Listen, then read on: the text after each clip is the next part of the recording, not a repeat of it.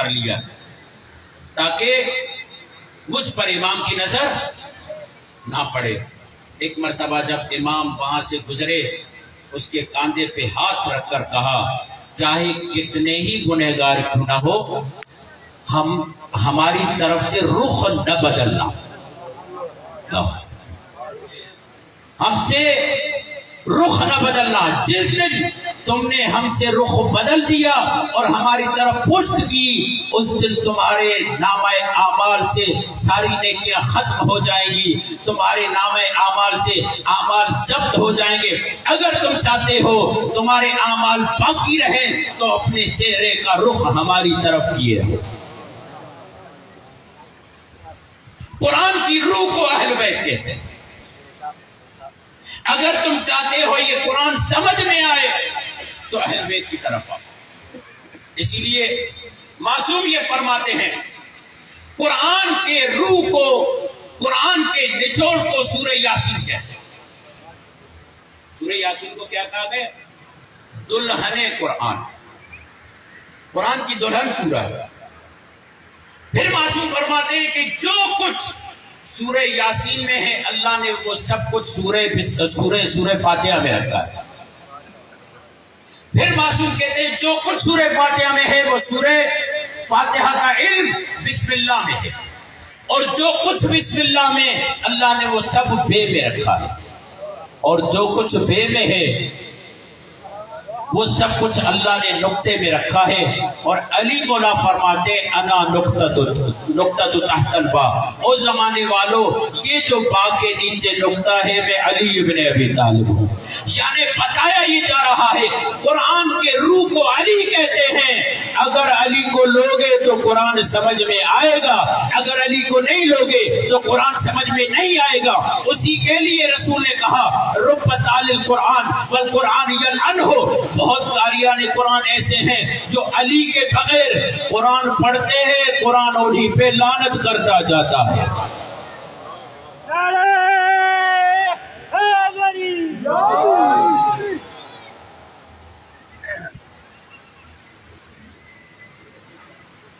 توجہ فرما رہے ہیں آپ کہ مولا کائنات اہل بیت قرآن کی روح کا نام ہے۔ رسول خدا نے اسی لیے قرآن کے ساتھ اہل بیت کو چھوڑا تاکہ قرآن زندہ رہے۔ اس حد تک زندہ رہے گا یہ اپنے سر کو دھڑ سے جدا کر دیں گے مگر قرآن کی تلاوت کر کے بتائیں گے، بھلی ہمارا سر ہمارے دھڑ سے جدا ہو جائے، قرآن کی تلاوت کر کے بتا رہے ہیں جب تک ہم ہیں تب تک قرآن زندہ ہے۔ یہ مولا کیوں تلاوت کر رہے ہیں؟ یہ مولا کس وجہ سے تلاوت کر رہے ہیں؟ کہا اس لیے تلاوت کر رہا ہوں دنیا والوں کو دھوکہ نہ رہے، یہ نہ سمجھیں کہ ہم نے ان کو مار دیا تو قرآن مر جائے گا، بلکہ مولا یہ بتا رہے ہیں جتنا ہمیں شہید کرتے جاؤ گے اتنا ہمارے خون سے قرآن روشن سے روشن تر ہوتا جائے گا۔ اور آج آپ دیکھ رہے ہیں کہ عزاداری امام حسین میں کس طریقے سے لوگ جوک در جوک شامل ہو رہے ہیں۔ یہ ہمارے بس کی بات نہیں ہے۔ جب ہم بقائے کربلا، دوام کربلا، جاویدانی کربلا، زندگی کربلا کی طرف رخ کرتے ہیں تو اس میں سب سے پہلی وجہ یہ نظر آتی ہے، اللہ یہ کہتا ہے، رسول خدا یہ خبر دیتے ہیں، من اراد اللہ بہ الخیر قذف فی قلبہ حب الحسین، اللہ جس سے نیکی کرنا چاہتا ہے، نیک توجہ فرمائیے گا، اگر آپ کسی عالم کے پاس جائیں وہاں سے کیا ملے گا؟ کیا ملے گا؟ جی علم ملے گا۔ اگر کسی میکینک کے پاس جائیں وہاں سے کیا ملے گا؟ ظاہر سی بات ہے گاڑی خراب ہے تو وہاں گاڑی درست کر دے گا۔ یعنی جس شعبے والے کے پاس جائیں گے وہاں سے، اسی لیے کہا گیا اگر آپ عالم کے پاس جائیں اور علم نہ ملے تو وہ نام کا عالم ہے، حقیقی عالم۔ اگر آپ ڈاکٹر کے پاس جائیں اور وہاں سے علاج نہ ہو وہ لٹیرا بنا ہوا ہو تو وہ پھر مسیحا نہیں ہے، قاتل ہے. ایسا ہی ہے نا. یعنی ڈاکٹر کے پاس جائیں تو مرض کا علاج، عالم کے پاس جائیں تو علم، دولت مند کے پاس جائیں اگر وہ سخی ہے تو وہاں سے کیا ملے گا؟ کچھ نہ کچھ مل جائے گا. یعنی جیسا انسان ویسی چیز وہاں سے ملے گی. پروردگار اگر ہم تیرے پاس آئیں، توجہ، پروردگار اگر ہم تیرے پاس آئیں تو تیرے در سے کیا ملے گا؟ اللہ یہ کہتا ہے من اراد اللہ بہ الخیر قذف فی قلبہ حب الحسین، جو میری بارگاہ میں آئے اور جس کے ساتھ میں خیر کرنا چاہوں، نیکی کرنا چاہوں، میں اس کے دل میں محبت حسین ڈال دیتا ہوں. اس کے دل میں درود پڑھیے محمد والے. آئیے آگے آگے آجے آجے آجے آگے جواد آجے آگے جگہ ہے. یہاں سامنے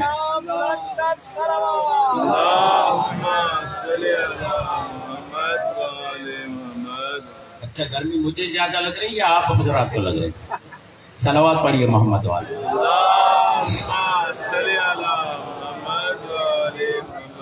آہستہ صلوات پڑھیں.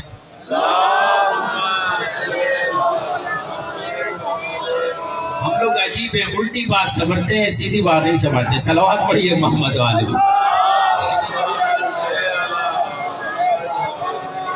جس بات سے منع کیا جاتے وہی ہم کام کرتے. بہرحال توجہ ہے آپ حضرات. خدا کی بارگاہ میں گئے، پروردگار اپنی بارگاہ سے کچھ مجھے عطا کر دے. خدا کیا کہتا ہے؟ من اراد اللہ بہ الخیر قذف فی قلبہ حب الحسین، جس کے ساتھ اللہ نیکی کرے. اللہ، میں نہیں، آپ نہیں، کوئی اور نہیں، اللہ جس کے ساتھ نیکی کرے. پروردگار کیا کرتا ہے؟ من اراد اللہ بہ الخیر قذف فی قلبہ حب الحسین، اللہ جس کے ساتھ خیر کرنا چاہتا ہے، نیکی کرنا چاہتا ہے، اس کے دل میں محبت حسین کو اڈیل دیتا ہے. اڈیل دیتا ہے. قذف کسے کہتے ہیں؟ اچھا کیل جب آپ ٹھوکتے ہیں نا، کیل کچی دیوار میں ٹھوکے تو ہتھوڑی کی بھی ضرورت نہیں، وہ ہاتھ سے ہی چلی جائے گی. ایسا ہی ہے. اگر ہو سیمنٹ کی مضبوط کیل تو کیا کرنا پڑتا ہے آپ کو؟ اگر اس سے بھی نہ جائے تو کس سے سوراخ کرتے ہیں؟ ڈرل مشین سے ڈرل کرتے ہیں. اس ڈرل کرنے کو کہتے ہیں قذف. میں کچھ بتا رہا ہوں. اس ڈرل کرنے پروردگار اتنا زبردستی اس کے دل میں محبت حسین ڈال رہا ہے. خدا یہ کہتا ہے اس میں کوئی بھی اہلیت نہیں تھی کہ اس کے دل میں محبت حسین ہو، مگر ایک اہلیت تھی، کیونکہ اس کا خون طاہر تھا، اس کے خون میں طہارت تھی. بس حق بنتا ہے اگر کوئی حسین کا عاشق ہو سوائے حلال زادے کے کوئی اور ہو نہیں.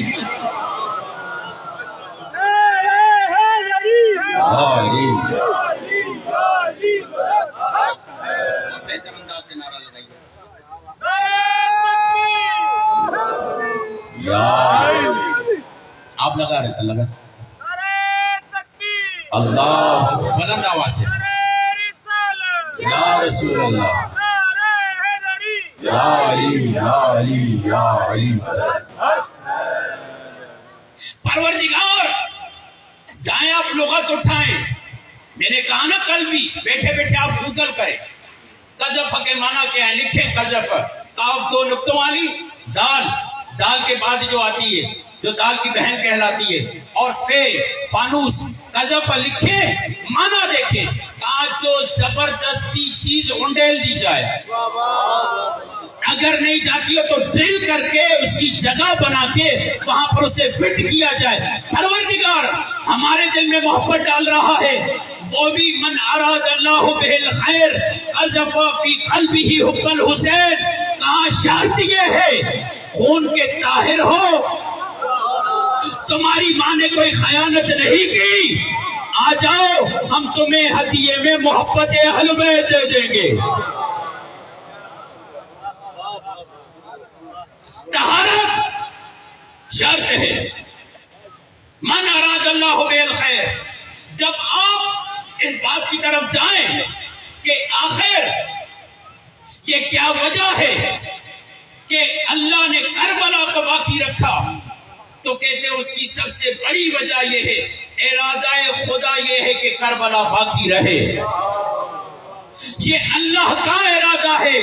یہ جو عزادار کھینچے چلے آتے ہیں، دنیا پریشان ہے۔ آپ کو پتا ہے بڑے بڑے کلب بنے ہوئے ہیں کس بات کے کہ اس کے ہاتھ سے موبائل کو چھڑوایا کیسے جائے، اس کے آنکھوں کو موبائل سے بچایا کیسے جائے، اس کو مائنڈ ریلیف کیسے دیا جائے۔ بڑے بڑے کلب بنے ہوئے ہیں، لوگ پیسے خرچ کر کے اپنا موبائل جمع کروا کے اس کلب میں جاتے ہیں تاکہ مائنڈ ریلیف مل جائے، وہ موبائل سے ان کو چھٹکارا مل جاتا ہے۔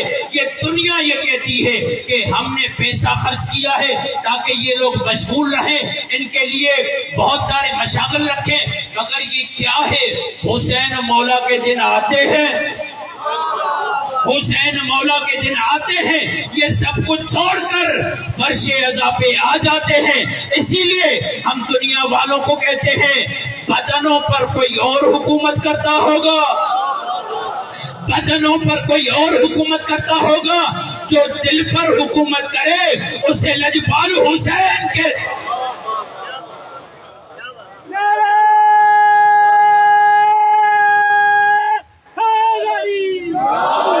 فرانس کے بادشاہ نیپولین کا نام سنا ہے آپ نے؟ نیپولین جس کی بڑی خواہش تھی کہ پورے دنیا پر میں حکومت کروں۔ کمانڈر جو ہوتا ہے نا، کمانڈر، اسے معلوم ہوتا ہے کہ لوگوں کو باہر نکالنا کتنا مشکل ہوتا ہے۔ کوئی چھوٹا موٹا جلسہ یا جلسی کر لے پتہ چل جاتا ہے جی کہ لوگوں کو باہر نکالنا کتنا مشکل ہوتا ہے۔ یہ رات کو سردی کے عالم میں کہیں جا رہا تھا کہ اتنے میں اسے رات میں سردی کے عالم میں یا حسین یا عباس کی صدائیں سنائی دی۔ توجہ، یا حسین یا عباس کی صدائیں سنائی دی۔ کہا اتنے سردی کے عالم میں اتنا کثیر مجمع، کہتا ہے کہ مجھے ان کے کمانڈر سے ملاؤ، کہتا ہے مجھے ان کے کمانڈر سے ملاؤ۔ لوگ گئے وہاں پر، معلوم کیا کہ اس جلسے، اس عزاداری، اس جلوس کا کمانڈر کون ہے۔ کہا اسے تو 1200 سال ہو چکے، اسے تو 1200 سال ہو چکے۔ کہا اچھا یہ جس کا علم ہے اس سے ملاؤ۔ کہا یہ علم والا بھی اپنے بازو قربان کروا کے 1200 سال پہلے چلا گیا۔ کہتا ہے جسے 1200 سال گزر گئے اس کے نام پر مجمع ایسے نکل رہا ہے۔ کہتا ہے اگر میرے پاس ایسے لوگ ہوتے تو دنیا پر حکومت کرنا کوئی مسئلہ ہی نہیں تھا، میں ہوتا تو اسے بتاتا۔ یاد رکھو بدنوں پر حکومت کرنا اور ہے، دلوں پہ حکومت کرنا اور ہے۔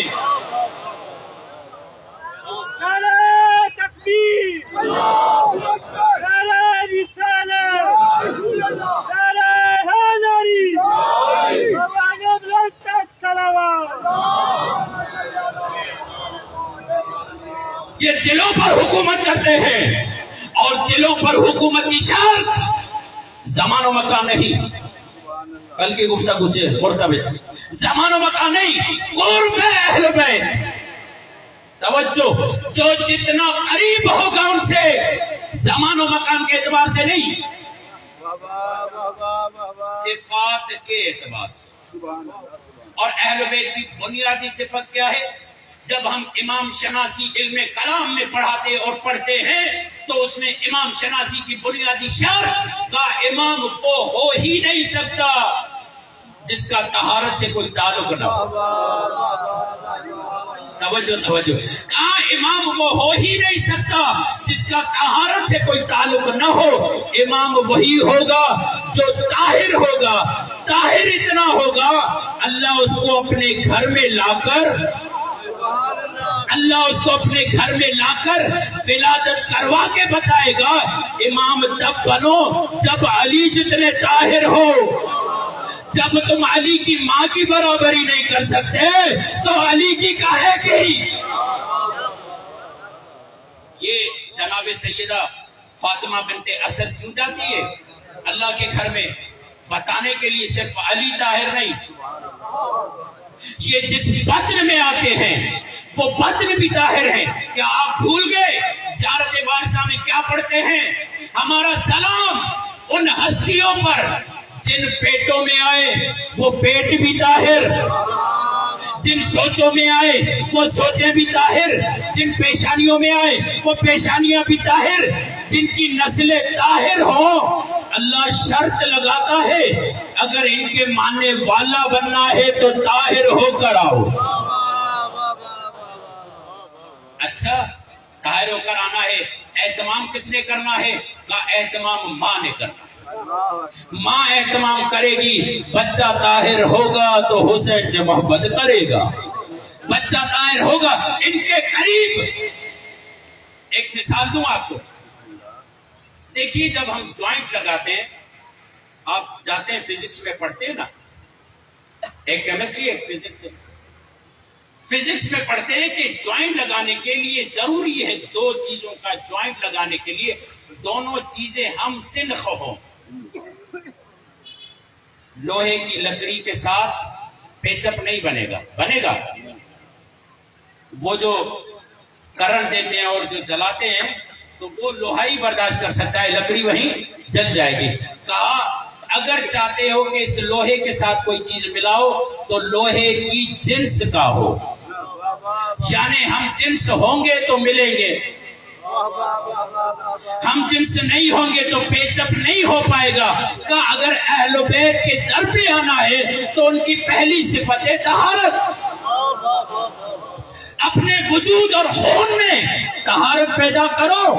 اگر طاہر ہو کہیں بھی ہو وہ ایسے تمہیں لے جائیں گے جیسے پرندہ اپنا دانہ لے جاتا ہے. خدا کی قسم. ایک صحابی رسول کا بچے کے لیے پریشان ہے اور عجیب زمانہ تھا، صحابہ پریشان ہوتے تھے. تو رسول خدا نے کہا اس کے لیے پریشان ہونے کی ضرورت نہیں. کہا یا رسول اللہ کیا آپ سمجھ گئے میں پریشان ہوں؟ آپ سمجھ گئے میں پریشان ہوں؟ کہا وہ رسول ہی کیا جو امت کے مسائل نہ سمجھے، وہ رسول ہی کیا جو امت کے دلوں کے راز نہ سمجھے. ایک مرتبہ رسول خدا نے کہا تم اپنے بچے کے لیے پریشان ہو اور سوچ میں ہو پتہ نہیں یہ میرا ہے کہ نہیں. جب تک واضح نہ کریں تو آپ توجہ نہیں دیتے. پتہ نہیں یہ میرا ہے کہ نہیں. رنگ کا فرق تھا اس لیے پریشان رہتا. کہاں یہ تیرا ہی ہے، کہا یہ تیرا ہی ہے. یا رسول اللہ کیسے؟ کہا آج تمہیں اس کا مشاہدہ کرواتا ہوں. ایک مرتبہ محفل سجی ہوئی تھی، اس کا بچہ بھی بیٹھا ہوا تھا. اتنے میں حسین مولا آئے، اللہ اکبر. اتنے میں حسین مولا آئے. جس نے حسین کا ادب کیا ساتھ میں اس صحابی کا بیٹا بھی تھا. رسول نے مسکرا کر کہا یہ تیرا ہے. اگر تیرا نہ ہوتا، اگر تیرا نہ ہوتا یہ حسین کا ادب نہ کرتا. اور مجلس میں آنے والوں جدید دنیا کی ایک مشکل یہ بڑھتی جا رہی ہے، پتہ نہیں چلتا یہ میرا ہے یا نہیں. مولا فرماتے گھبراؤ نہیں، ہماری محبت ہے، ہماری محبت ہے. جو علی کا ہے وہی اپنے باپ کا ہے. صلوات پڑھیے آل محمد.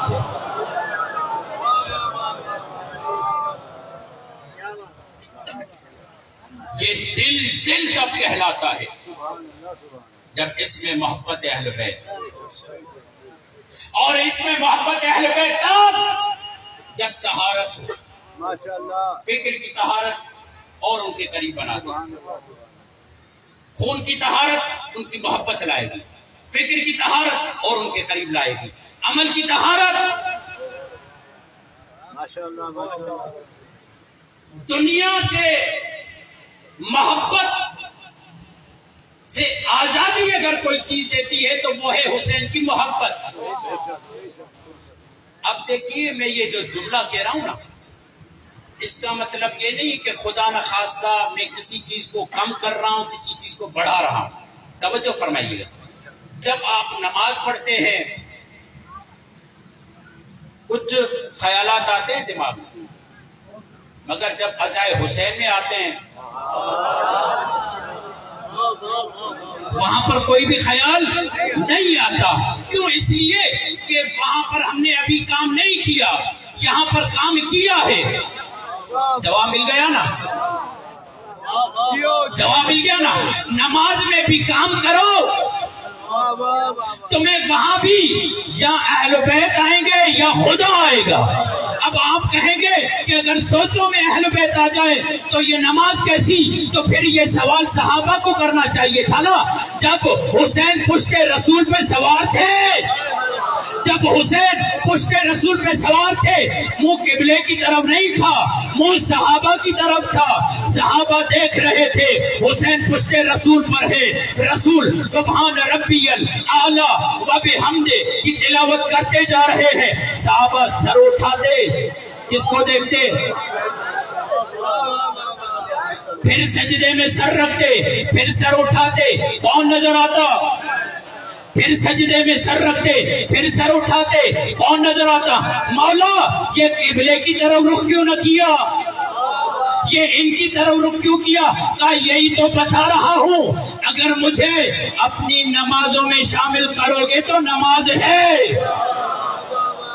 اچھا میں کہنے کا ذمہ دار ہوں، آپ کیا سمجھ میں ذمہ دار نہیں ہوں؟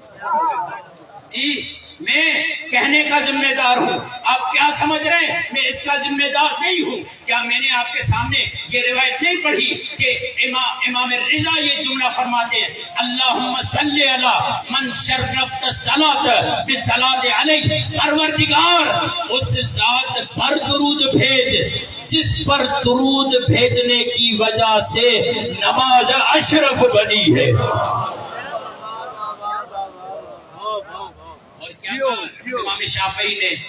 امام شافعی نے یہی کہا، جو آپ پر نماز میں درود نہیں پڑھتا اللہ اس نماز کو نماز تو آگے نا. درود پڑھیے محمد والے.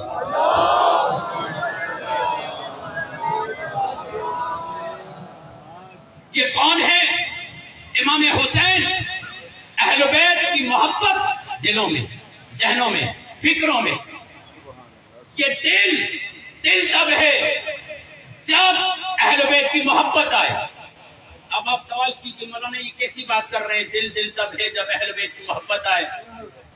جی کیا یہ دل کسی اور عنوان کا بھی اور نام کا بھی نام رکھتا ہے؟ کہا بالکل ایسا ہی ہے. آپ نے کہا مثال دیجئے مولانا. ہم نے کہا مثال دیتے ہیں. یاد رکھیے یہ جو دنیا میں جگہ ہیں ہم ان کا نام ان کے کاموں کی وجہ سے رکھتے ہیں. ایسا ہی ہے کیا نہیں؟ مثال دیتا ہوں. ابھی جس جگہ پر ہم نماز پڑھتے ہیں اسے کیا کہتے ہیں؟ کیونکہ سجدہ کرتے ہیں اسی لیے اسے. پریشان تو نہیں ہو گئے نا؟ اچھا جس جگہ پہ ہم جانور باندھتے ہیں، توجہ ہے، اسے کیا کہتے ہیں؟ استبل یا باڑا. جی یا کوئی دیسی نام اور بھی ہوگا. اچھا جس جگہ پر ہم گاڑیاں کھڑی کرتے ہیں آپ نے دیکھا کام بدلا، نام بدل گیا. شاباش. کام بدلا، نام بدلا. اب اسے کہیں گے گیرج. جس جگہ ذکر حسین کریں اس جگہ کو آپ کہیں گے بارگاہ. جہاں ذکر حسین ہو وہ بارگاہ، جہاں سجدہ ہو وہ مسجد، جہاں جانور باندھے جائے وہ استبل، جہاں پر گاڑی کھڑی کی جائے وہ گیرج، جس جگہ پیسے رکھے جائیں وہ بینک یعنی جس جگہ پہ جو کام ہو اس کام کے اعتبار سے اس جگہ کا نام. اچھا اگر کوئی اس امام باڑے کو کہے کہ آج سے ہم یہاں پر نماز پڑھیں گے تو یہ بن جائے گی مسجد. تعمیرات ہو گئی مسجد. ذکر حسین بھی ہوتا ہے اور مسجد بھی ہے. مسجد اور ذکر حسین میں کوئی ٹکراؤ نہیں ہے. اچھا باڑا تھا, ایک نے کہا کہ میں اس باڑے کو مسجد میں بدلتا ہوں. ہو سکتا ہے نا. کام کی وجہ سے کیا ہے جگہ کا نام. اب دل میں دیکھو کہ آخر کیا ہو رہا ہے. نہیں ابھی تک آپ نہیں بول رہے. دل میں دیکھو آخر کیا ہو رہا ہے. اگر اس دل میں ہے پیسے کی محبت, اگر اس دل میں ہے پیسے کی محبت تو یہ دل نہیں کہلائے گا, یہ بینک کہلائے گا. اگر اس دل میں ہے گاڑیوں کی محبت, کتنی خاموشی سے زمانہ, تو یہ دل نہیں کہلائے گا, گیرج.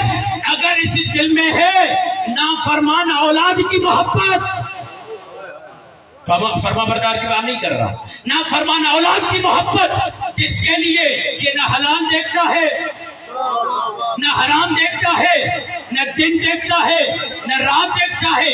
اولاد کے بعد اتنی آنکھیں اس کی پھر گئی اسے اپنے نظر نہیں آتے. اس نافرمان اولاد کی محبت اگر دل میں ہو, یہ دل نہیں ہے, استبل ہے, باڑا ہے. اگر اس کے دل میں, اب دل پوچھے مجھ سے کہ دل کب ہے, اللہ نے کہا الا بذکر اللہ تطمئن القلوب. دلوں کو سکون تب ملتا ہے جب اس میں اللہ کا ذکر کیا جائے.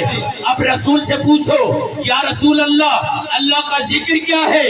کہا یا میرا ذکر اللہ کا ذکر ہے, یا علی کا ذکر اللہ کا ذکر ہے, یا حسین کا ذکر اللہ کا ذکر ہے. اس دل کو دل کے لانے کا حق تب ہے جب یہ دل حسین سے محبت,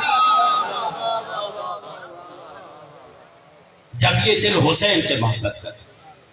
اگر یہ دل حسین سے محبت نہیں کرتا اسے دل کہلانے کا حق نہیں.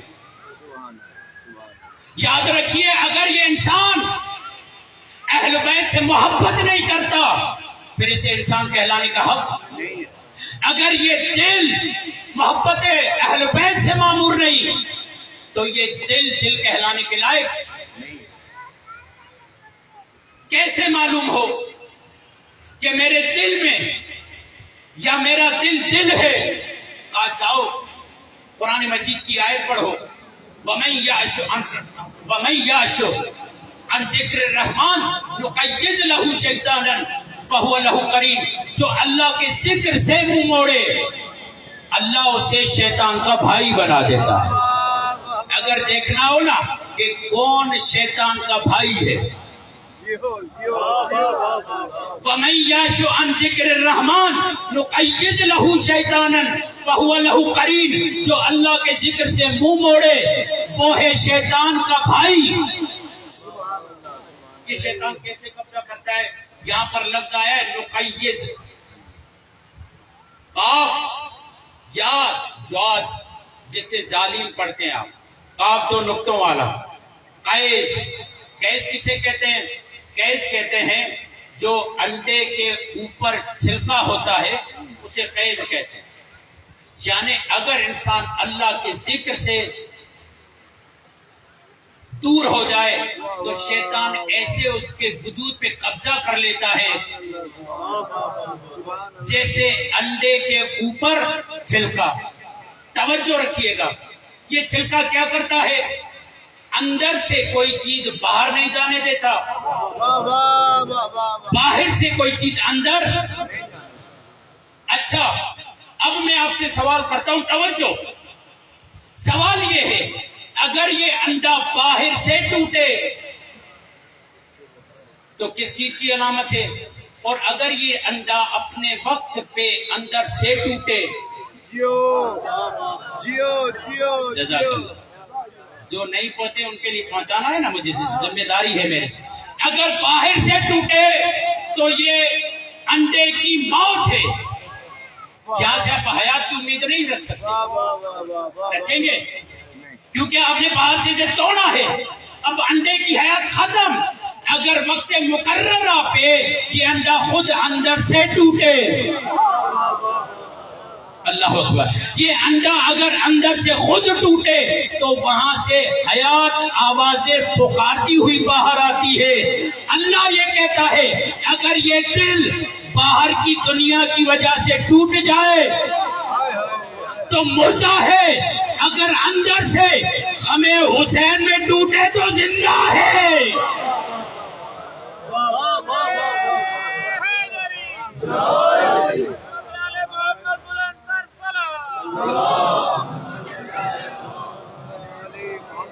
پتہ نہیں، مجھے نہیں معلوم آپ کس انداز سے یعنی یہ دل اندر سے ٹوٹے.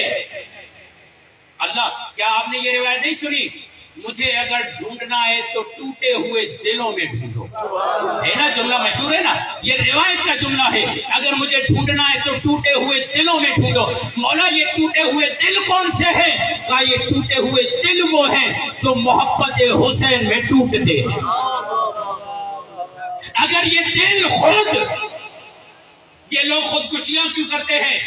اس لیے جب دنیا کی امیدوں سے نا امید ہو جاتے ہیں، جب باہر سے دل ٹوٹتا ہے تو انسان خودکشی کرتا ہے، اور جب اندر سے دل ٹوٹتا ہے تو انسان جینا چاہتا ہے، یہ زندگی کی طرح بڑھتا ہے، یہ آگے بڑھتا ہے. چلیں ایک اور جملہ لے لیں. یاد رکھیے یہ دل مردہ ہو جاتے، اسے زندہ کیسے کریں؟ اور آپ کو پتا ہے دل کا مقام کیا ہے انسانی وجود میں؟ اللہ کے جتنے بھی پیغامات آتے ہیں وہ دل پر نازل ہوتے ہیں. بے شک بے شک بے شک. اس اہمیت کو سمجھیں. قرآن کہاں نازل ہوا تھا؟ جزاک اللہ چچا. قرآن رسول کے قلب پہ نازل ہوا تھا. یہ قلب زندہ ہوگا تو اللہ کے پیغام کو لے گا. ارے جہاں قرآن نازل ہوتا ہے وہی اہل بیت کی محبت نازل ہوتی ہے. اہل بیت کی محبت دلوں میں آتی ہے. دل کو زندہ رکھو تاکہ اہل بیت کی محبت لے سکو، تاکہ اہل بیت کی محبت کو جذب کر سکو. یاد رکھیں ہمارے وجود میں دو سسٹم ہیں، ایک دماغ ایک دل. دماغ قبول نہیں کرتا، کیا کرتا ہے؟ پہچانتا ہے، شناخت کرتا ہے، ڈیٹیکٹ کرتا ہے. ڈیٹیکٹ گیٹس دیکھا ہے نا آپ نے؟ وہ کیا کرتا ہے؟ وہ صحیح اور غلط کو ڈیٹیکٹ کرتا ہے. قبول کرنا اس کا کام نہیں ہے، صرف وہ بتاتا ہے یہ غلط ہے یہ صحیح ہے. یہی کام دماغ کرتا ہے. دماغ بتاتا ہے یہ صحیح ہے یہ غلط ہے. دل کا کام ہے قبول کرنا. دل کا کام ہے قبول کرنا. اس لیے ایمان کا تعلق دماغ سے نہیں، ایمان کا تعلق دل سے ہے. اسی لیے کہنے والے نے رسول خدا کو کہا قالت الاعراب آمنا قل لم تؤمنوا ولكن قولوا اسلمنا ولما يدخل الايمان في قلوبكم. میرے حبیب یہ آ کر آپ کو کہتے ہیں ہم ایمان لے کر آئے. آپ نے کہے ابھی تو تم اسلام لائے ہو، ایمان تو تمہارے دلوں میں داخل، ایمان تو ابھی تمہارے دلوں میں داخل ہی نہیں ہوا. تو یا رسول اللہ بتائیے ایمان کسے کہتے ہیں؟ ہم انتظار کرتے رہے، دعوت ذوالعشیرہ میں انتظار کیا، ایمان کا پتہ نہ چلا. میدان جنگ میں انتظار کیا، ایمان کا پتہ نہ چلا. شب ہجرت انتظار کیا، ایمان کا پتہ نہ چلا. مگر ایک وقت جنگ خندق کا مرحلہ آتا ہے اور ایک مرتبہ رسول صدا بلند کرتے ہیں کون ہے جو اس کتے کا منہ بند کرے؟ علی نے اٹھ کر کہا میں ہوں جو اس کتے کا منہ بند کروں گا. رسول نے بلایا، اپنا امامہ پہنایا، اپنی آبادی، اپنی قبادی، اپنی نالین دے کر جب خرامہ علی چلنے لگے تو رسول نے کہا آج کل ایمان کل ایمان کل کفر کے مقابلے میں جا رہا ہے. اور زمانے والوں اگر دل اور اسلام کو زندہ رکھنا ہے تو علی پہ ایمان لانا پڑے گا.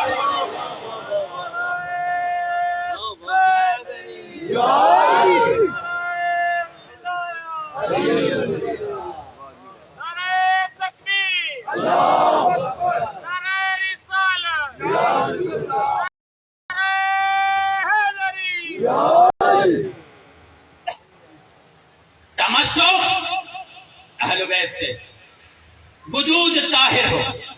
تمسک اہل بیت سے دل زندہ ہو. دل زندہ ہونے کی علامت دماغ کیا کرتا ہے؟ ڈیٹیکٹ کرتا ہے. اسی لیے آپ نے بہت سارے لوگ دیکھے ہوں گے سگریٹ نوشی کے نقصانات کو بتاتے ہیں مگر پھر خود ہی سگریٹ نوشی کرتے ہیں. کہا اس کے دماغ نے تو قبول کیا ہے ابھی یہ دل سے اس پہ ایمان. اب جملہ کہوں ناراض نہیں ہونا. پتہ چلا جس عمل میں ہم کمزوری دکھاتے ہیں جس عمل میں ہم کمزوری دکھاتے اس کا مطلب ہمارے دماغ میں ہے یہ صحیح عمل ہے. اگر ایمان کا حصہ ہوتا کیونکہ حسین کی محبت ہے ایمان کا حصہ.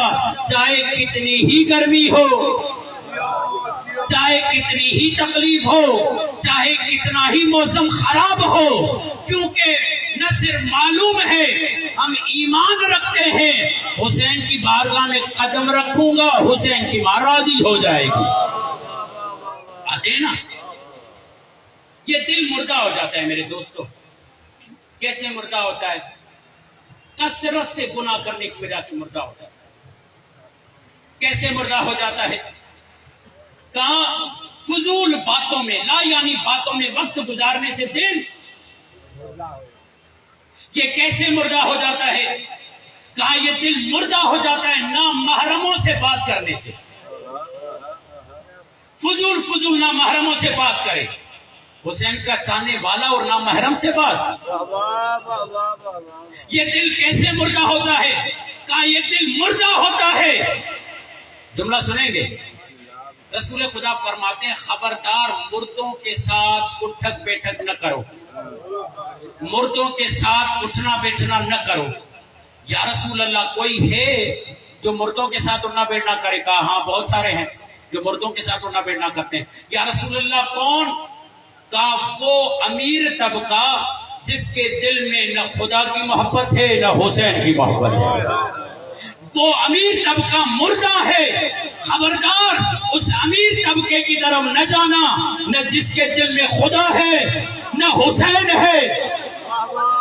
توجہ.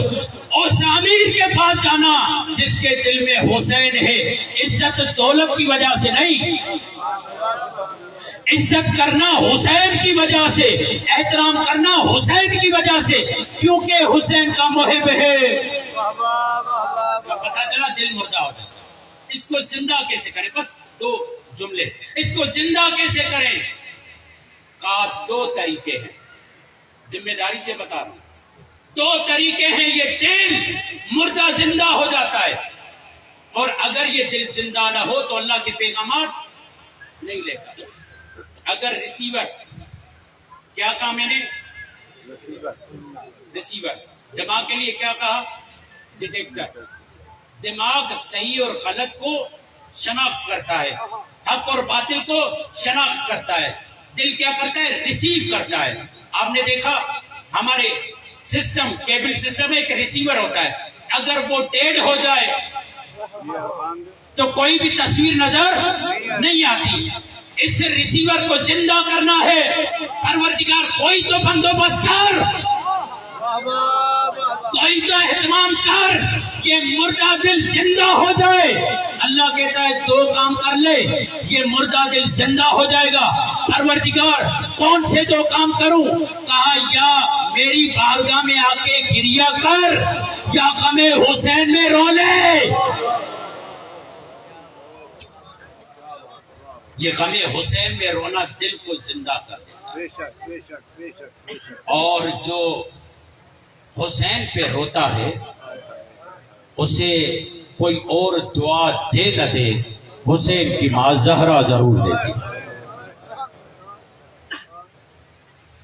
حسین کی ماں زہرا اسے دعا ضرور دیتی. یہ دل اگر ہمارے دلوں میں احساس ہے، اگر ہمارے دلوں میں حیات ہے تو یہ دل حیات رکھنے کا ثبوت یہ رکھتا ہے کہ یہ غم حسین میں روتا ہے. اگر یہ نہ روتا تو یہ دل مردہ تھا. اللہ اکبر. اسی لیے میرے مولا نے کہا کہ انا قتیل العبرہ، میں عبرت کا کشتہ ہوں، مجھے عبرت کا مقتول کہو. جب بھی میرا نام لیا جائے گا مومن کے آنکھ سے آنسو آ جائے گا. یہ دل غمزدہ ہو جاتا نام حسین پہ. پروردگار یہ غم حسین کیوں دیا؟ کہا اس لیے تاکہ تم زندہ رہو. یہ صرف اسلام کی زندگی نہیں بلکہ ہماری زندگی کی بھی ضمانت دیتا ہے. اور آپ کو پتا ہے کہ اس اسلام پہ کون کون سی قربانیاں ہوں؟ حسین کی بہن ہے شریکہ حسین، جسے زینب کہتے ہیں. آپ کو پتا ہے اپنے بھائی پر جس نے اپنی پوری نسل قربان کر دی. معمولاً 5 محرم زینب کے ان بچوں کا ذکر ہوتا ہے جنہیں اون و محمد کہتے ہیں. اون و محمد کیا تھے؟ اون و محمد جناب زینب کی طرف سے ہدیہ بھائی کے لیے. مگر بزرگان یہ فرماتے ہیں جب شب عاشورہ آئی نا تو جناب زینب نے علی اکبر کو بلایا. علی اکبر کو بلانے کے بعد مولا عباس کو بلایا. مولا عباس کو بلانے کے بعد کہا کہ اکبر بیٹھ جاؤ، اور عباس کو کہا کہ تم اون کو لو، میں محمد کو لیتی ہوں. اور اکبر کو بٹھا کر اکبر کے گرد طواف کرنے لگی. اللہ اکبر کے گرد طواف کرنے لگی. جیسے ہی طواف تمام ہوا، ختم ہوا، مولا عباس نے سوالیہ انداز سے پوچھا یہ کیا تھا آقا زادی؟ کہا یہ میں نے دونوں بیٹے اکبر پہ قربان کر دیے. یہ دونوں بیٹے حسین کی نشانی، نانا کی شبیہ اکبر پر قربان کر دیے. اور آپ کو پتا ہے جب یہ دونوں شہزادے جنگ کے لیے جانا چاہتے ہیں، رات کو مولا حسین جب ٹہل رہے تھے تو دیکھا کہ جناب زینب کے خیمے سے آواز آ رہی ہے، اپنے بچوں کو تیار کر رہی ہیں اور کہتی ہیں تمہارے خون میں جعفر طیار کا خون ہے، تمہارے خون میں عبداللہ کا خون ہے، اور تمہیں یاد ہونا چاہیے کہ تمہارے وجود میں جو دودھ ہے وہ میرا دودھ ہے. خبردار کل مجھے ماں زہرا کے سامنے شرمندہ نہ کرنا. خبردار کل مجھے ماں زہرا کے سامنے شرمندہ نہ کرنا. دیکھو تمہیں رسول کے بیٹے کی پہ قربان ہونا ہے. اور جب یہ دونوں تیار ہوئے عباس کے شاگرد تو دیکھنے والوں نے یہ کہا خدا کی قسم یہ چاند کے ٹکڑے آ رہے ہیں. اندازہ کرو جو دشمن کے لیے چاند کے ٹکڑے ہوں وہ ماں کے لیے کیا ہوں گے. ایک مرتبہ جنگ کرتے رہے اور آواز آئی اے ماموں ہمارا سلام قبول کیجئے. اور جب مولا حسین گئے جناب اون و محمد کو لے کر آئے. جناب اون و محمد کو جب لے کر آئے جناب زینب نہیں تھی. جناب فضہ سے پوچھا کہاں ہے میری بہن زینب؟ انہیں بتاؤ ان کی قربانیاں لے کر آئے ہوں. جناب فضہ نے کہا آقا آپ کی بہن مصلی پر ہے، سجدہ شکر کر رہی ہے. پروردگار تیرا احسان، میری قربانیوں کو قبول کر لیا. جناب زینب آئی، خواتین گریہ کر رہی ہے، جناب زینب گریہ نہیں کر رہی. ایک مرتبہ کہا آقا جادی گھریا کیجئے. کہا نہیں جو صدقہ ہو چکے ارے ان پہ گھریا نہیں کرنا. معلوم ہے نا جب یہ قافلہ چلا اور انہیں شام میں آزادی ہوئی ہر بیوی اپنے وارث کے سر کو لے کر رو رہی تھی مگر دو ہی شہزادوں کے سر تھے جن پہ کوئی رونے والا نہیں تھا. ایک بوڑھی خاتون نے کہا ارے کیا ان کی ماں مر گئی ہے؟ ارے ان کی ماں مر گئی ہے. کہا ان کی ماں مری نہیں ہے. ارے یہ اپنے بھائی حسین کو روتی ہے, ارے اپنے بھائی عباس کو روتی ہے. مگر یہ آقا زادی زینب اپنے آپ پر اتنا ضبط کیا, بازاروں میں اون و محمد کے لیے نہیں روئی, قید میں اون و محمد کے لیے نہیں روئی, کسی مقام پہ اون و محمد کے لیے نہیں روئی. مگر عزادارو جب آزاد ہو کر اپنے گھر آئی اور جیسے ہی اس کمرے کو کھولا جس کمرے میں اون و محمد کی سیج تھی, ارے اون و محمد کی سیج کو دیکھا, ماں کی ممتا کی گرہیں کھل گئی اور پکار کر کہا ہائے میرے اون و محمد. الا لعنت اللہ علی قوم الظالمین سيعلم الذين ظلموا أي منقلب ينقلبون.